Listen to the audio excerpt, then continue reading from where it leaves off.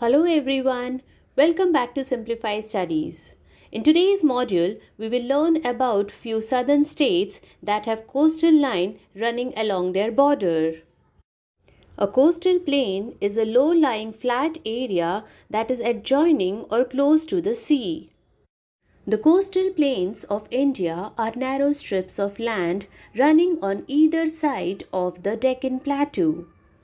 These plains lie between the Ghats and the sea. They form a V shape around the plateau region of India, joining at the southern tip of peninsular India at Cape Comorin, where the town of Kanyakumari is located. The plain along the eastern coast between the Eastern Ghats and the Bay of Bengal is called Eastern Coastal Plain. The plain along the western coast between the Western Ghats and the Arabian Sea is called Western Coastal Plain. The Eastern Coastal Plain is wider than the Western Coastal Plain. The moisture content in the air is high in these places due to quick evaporation of water from the sea. The Ghats bordering the plains have a cooler climate. But the states and the union territories of South India have very varied geography. The weather here is hot and some parts get heavy rain. The states south of River Krishna are the ones we are going to learn in this module. Let us start today's session with Karnataka. Bangalore is the capital city of this state. One of the most prominent icons of Karnataka tourism is the stone chariot of the Vitala temple at Hampi. This temple is famous for its musical stone pillars. Main hall of the temple consists of 56 musical pillars. You can hear soothing musical notes from pillars when you gently tap on it. The stone chariot is the one among three famous stone chariots in India, other two being situated at Konark Temple of Orissa and Mahabalipuram of Tamil Nadu.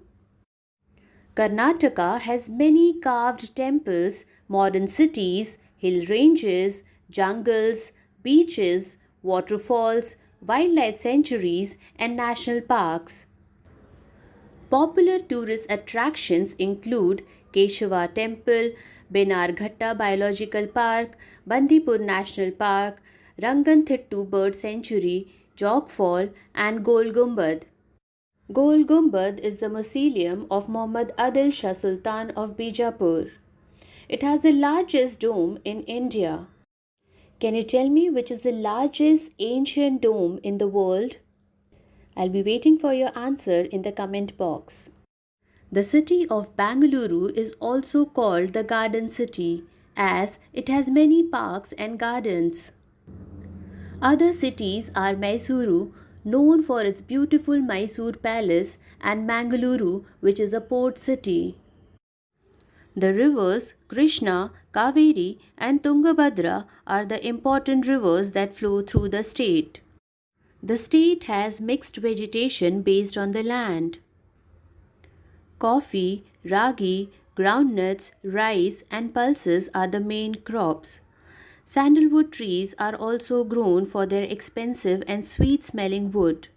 This is used to make incense sticks, perfumes, and soaps. Next, we have Andhra Pradesh. Amravati is the capital of Andhra Pradesh. Other important cities are Vishakhapatnam, a port city, Vijayawada, which is situated on the banks of River Krishna, then Tirupati, a very popular temple town.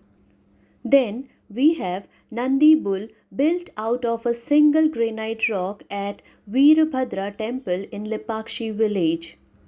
In fact, it is India's biggest monolithic Nandi. This temple is dedicated to Lord Veerbhadra.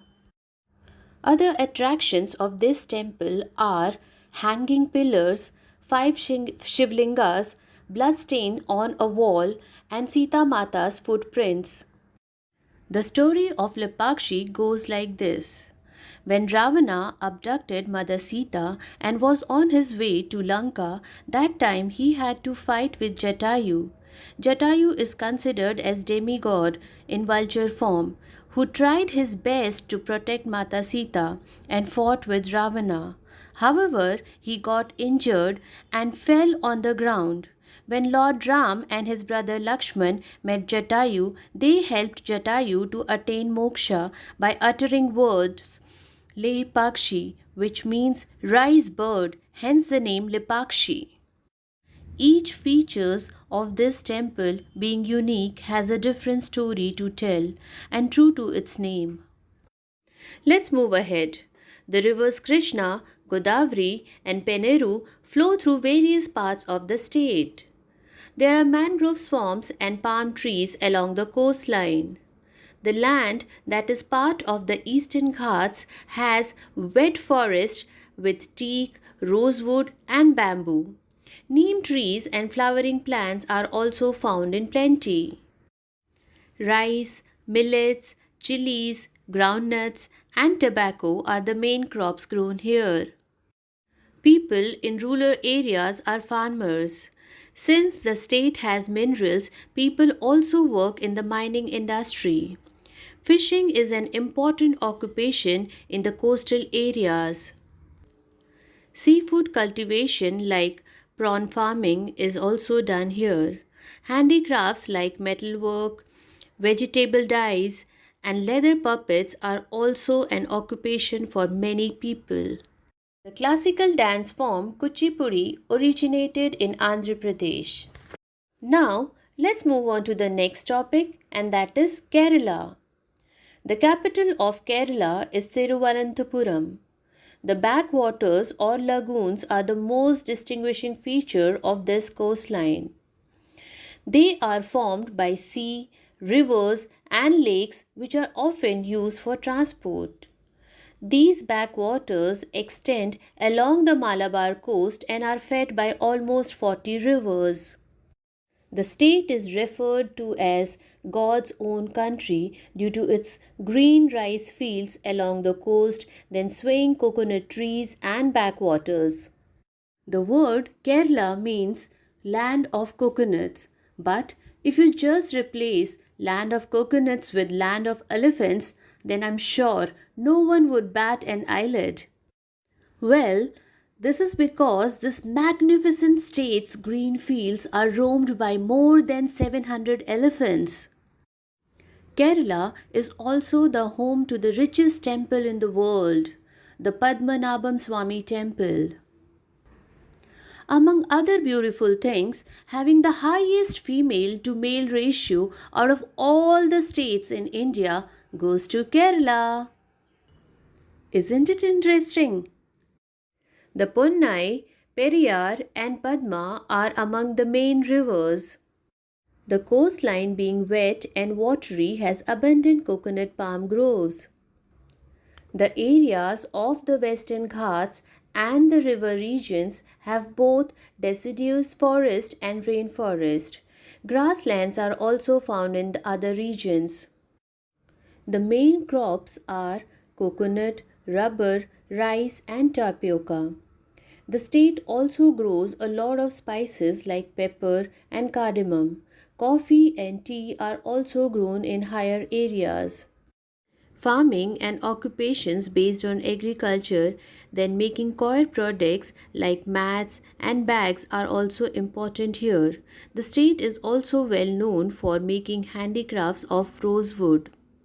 Now, let's move on to the next topic, and that is Tamil Nadu.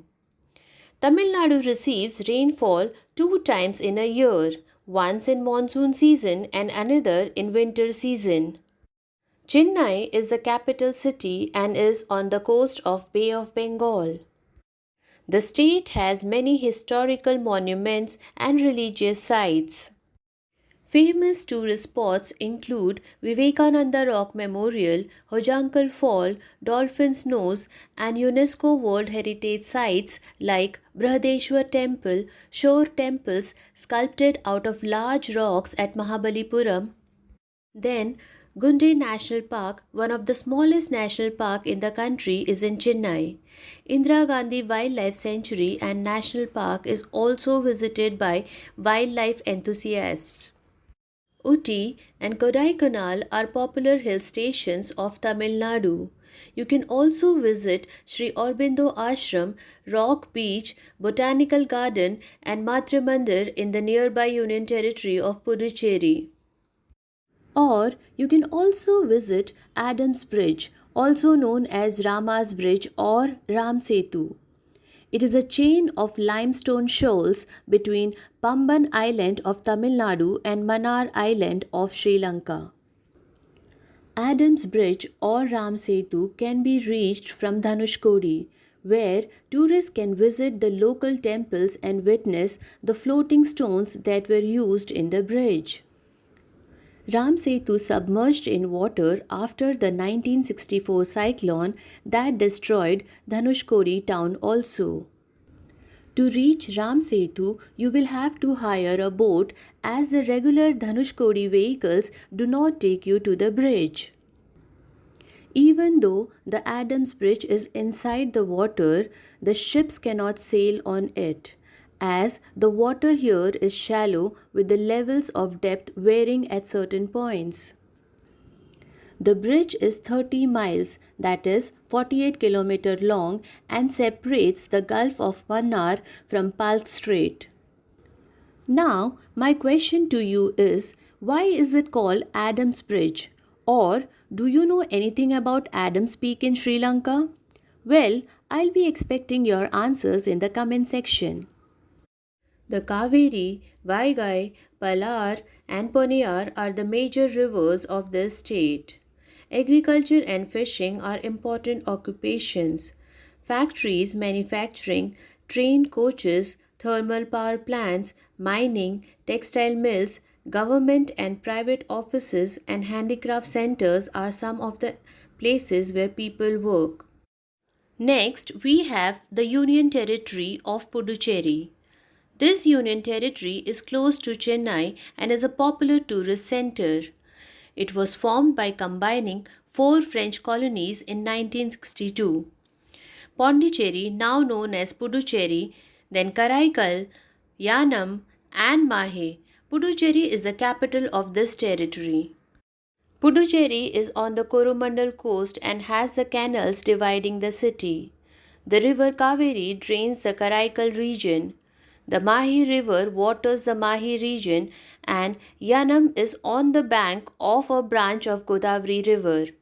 Together they make the region suitable for growing crops like rice, sugarcane, groundnuts, and millets. Puducherry is a popular tourist spot for its sandy beaches, old French settlements, churches, and temples, as well as the Aurobindo Ashram and Matra Mandir. Next, we have Andaman and Nicobar Islands. This union territory is made up of two archipelagos. Andaman and Nicobar Islands are located in the Bay of Bengal. These islands have been divided into two groups. The northern group is called the Andaman Islands and the southern group is called the Nicobar Islands. They are separated by the 10-degree channel. The capital is Port Blair. It is believed that these islands are the topmost parts of a submerged mountain range. The islands are covered with dense forest. Timber obtained from these forests is of great value.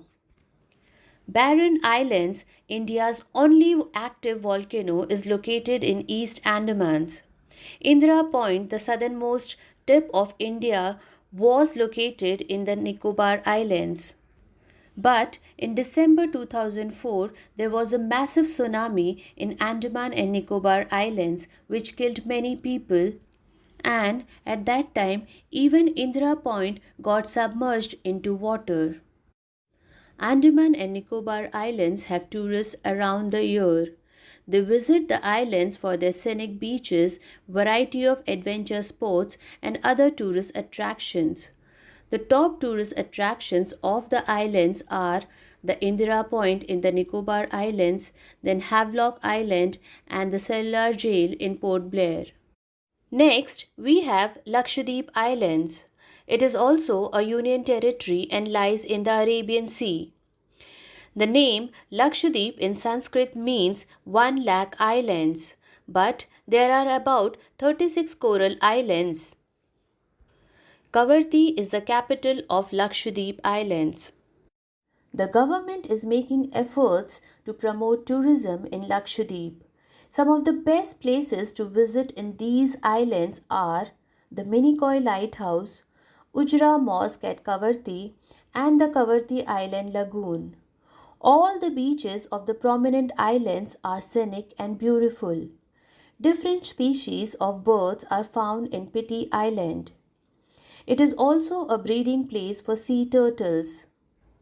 And the boats are built with fiberglass base to make them transparent so that tourists can see beautiful and vibrant marine life through them. That's all I have for you today. Have a good day. Bye bye.